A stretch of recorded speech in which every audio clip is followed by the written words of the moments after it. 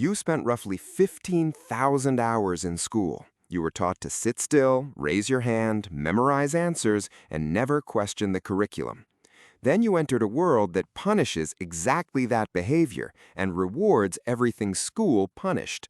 That's not an accident. Now, this isn't an argument against education. It's an argument about the design and purpose of mass education systems. We're going to trace where your school came from, who designed it, and what it was actually built to produce. Most of us assume school just sort of happened, that it evolved naturally, a slow march toward enlightenment. The reality is far more deliberate. It was engineered, and the blueprint for the school you attended was drawn up in 1806 in a place called Prussia. Fresh off a humiliating military defeat by Napoleon at the Battle of Jena, the Prussian state was desperate.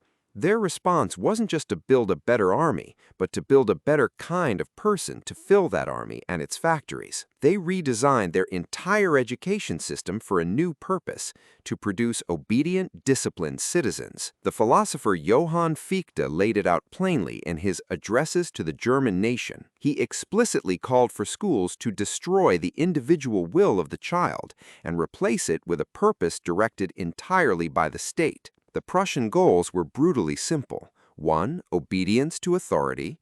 2. Punctuality and conformity. And 3. The unquestioning acceptance of one's place in a hierarchy. This wasn't a secret, it was the entire point. And it worked so well, it was exported. In 1843, an American educator named Horace Mann visited Prussia and came back overwhelmed with admiration. He systematically imported the Prussian model, and it became the foundation of American public education. The same system was then spread across the globe through colonial empires. The school bell, the rigid schedule, sitting in rows, moving in groups, asking permission to speak, none of this evolved for learning. It was engineered for compliance. You inherited a military training system dressed as education. Then came the Industrial Revolution. This created a new demand, not for compliant soldiers, but for compliant factory workers. The education system adapted perfectly because the fundamental goal was identical: produce a predictable, manageable workforce. The historical anchor here is Frederick Winslow Taylor, the father of scientific management. His entire philosophy was to break every complex task into its smallest, simplest components. Workers were not supposed to think, innovate, or question. They were supposed to execute efficiently and without deviation. Taylor explicitly stated that a thinking worker was an inefficient worker. The school curriculum was restructured to mirror this factory floor logic. Subjects were compartmentalized, isolated from each other, just like tasks on an assembly line. Bells signaled the start and end of periods, like a factory shift change, and standardized tests were created to measure standardized outputs. John Taylor Gatto, a New York Teacher of the Year who spent his career documenting this, said that schools produce intellectual dependency, social conformity, and a self-esteem that is entirely dependent on the opinion of experts. As he put it, children are taught to wait for someone else to tell them what to do next. That's not education, that's conditioning. Every feature of modern schooling that frustrates you, the busy work, the irrelevant curriculum, the punishment of curiosity, makes perfect sense once you understand what it was designed to manufacture. So what gets systematically destroyed in this process? In the 1960s, NASA wanted to identify the most innovative engineers and scientists. They contacted a researcher named George Land to develop a test for creativity, or what he called divergent thinking. The test was a success, so Land decided to try it on children. He tested 1,600 children between the ages of 3 and 5. The results were staggering. 98% of them scored at the genius level. Land was so shocked he retested the same children 5 years later at age 10. Now only 30% scored at the genius level. He tested them again at 15. The number had dropped to 12%. The same test was later given to 280,000 adults. Their average age was 31. Out of all of them, only 2% scored at the genius level. As Land concluded, we are not born uncreative, we are taught to be so. School systematically eliminates the very traits it should be fostering. Intrinsic motivation is replaced by a desire for grades, for external validation. Curiosity-driven learning is replaced by curriculum-driven consumption. A tolerance for ambiguity is replaced by a frantic search for the single correct answer. And independent judgment is replaced by deference to authority. The philosopher Bertrand Russell saw this perfectly way back in 1926. He wrote, "The aim of education as practiced is to produce a certain type of character and a certain type of belief. Orthodoxy is the goal, and originality is discouraged." He identified this almost a century ago. Structurally, nothing has changed. The skills most valuable in the real world, creative problem solving, independent judgment, tolerance for uncertainty, are precisely the skills school most consistently punishes. The most lasting psychological product of this system is the belief that you need an expert to validate your thinking. Think about how the loop works. A child has a natural curiosity and asks a question. They're told to wait for the teacher to explain it. A child forms their own opinion. They're told the correct answer is in the textbook. A child disagrees with the premise. They're marked wrong and socially corrected by their peers. The result in adulthood is an instinctive deference to credentialed authority. This has a chilling connection to Stanley Milgram's famous obedience experiments.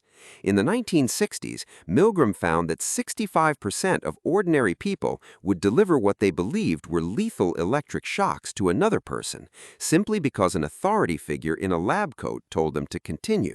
Milgram himself identified school as the primary conditioning environment for this kind of obedience. We spend 12 years teaching children that the authority in the room is always right.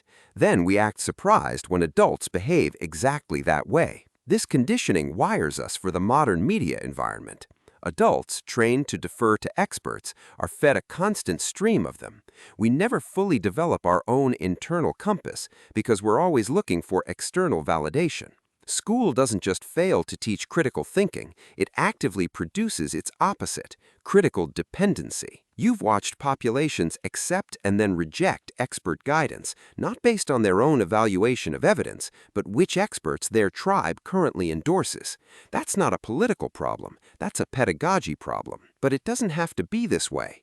The fact that alternatives exist and that they work proves that this is a design choice, not an inevitability. Look at Finland. They have no standardized testing until a student is 18. Teachers are given full autonomy and are trusted as professionals.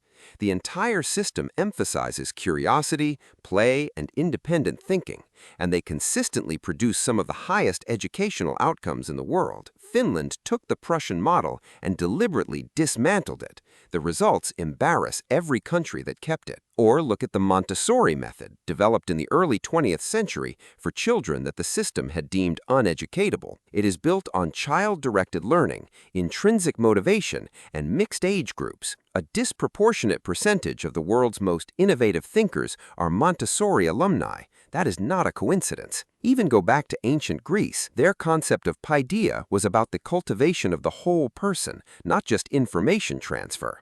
The Socratic method taught through questioning, not answering. Socrates never gave a single answer. He only asked questions. Modern schools almost never ask real questions. They only give answers. The fact that alternatives exist and work better proves the current system isn't the result of not knowing better. It's the result of not wanting better for everyone. So you have to follow the incentives. Who benefits from this system? Governments benefit from populations that follow rules without questioning their legitimacy. Corporations benefit from workers who execute without demanding to understand. The media benefits from an audience that defers to credentialed sources. And the credentialed class itself benefits from a system that requires their credentials to think legitimately. Nobody had to design this in a single conspiracy room. It emerged from decades of aligned incentives. It's a system that has consistently rewarded compliance and punished independence over generations. The writer H.G. Wells wrote in 1920 that human history becomes more and more a race between education and catastrophe. He meant genuine education, the cultivation of independent minds.